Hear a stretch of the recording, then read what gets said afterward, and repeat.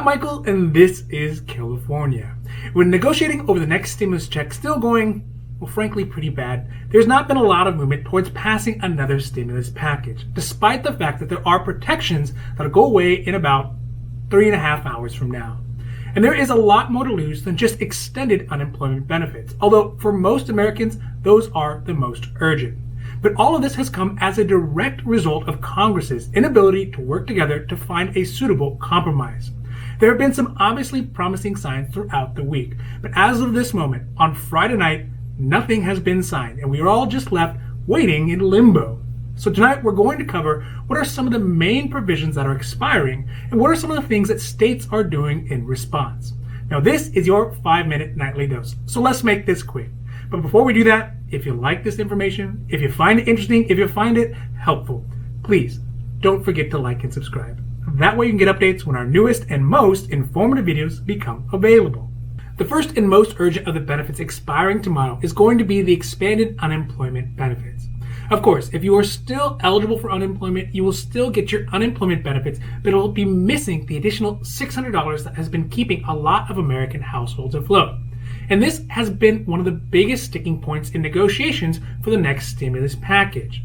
Today, White House Chief of Staff Mark Meadows chastised Democrats for not accepting any of the 4 possible temporary extensions that were offered for the unemployment benefits, and they didn't even give them a counteroffer in return.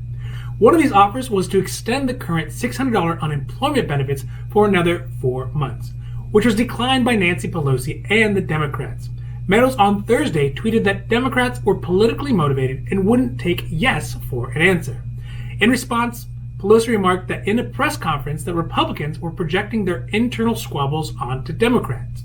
And this is basically just the congressional way of saying, I know you are, but what am I? So I guess this is what our political dialogue has devolved into, just petty schoolyard squabbling while people across the country are heading over that benefits cliff. This has even driven California and other states to devise backup plans in case Congress can't get their act together. California, for example, has a plan to borrow out of its own trust fund to provide the $600 a week extra unemployment to its residents. But this plan isn't fully worked out yet. While states like New York and Maryland have already passed bills that would not increase the existing benefits for their residents, but instead would extend how long they can receive their unemployment benefits by 20 and 13 weeks, which is really kind of the next best thing. The next protection that is going to end is the federal eviction moratorium. Although White House advisor Larry Kudlow has said that there would be an extension on the eviction moratorium, nothing like that has yet to materialize.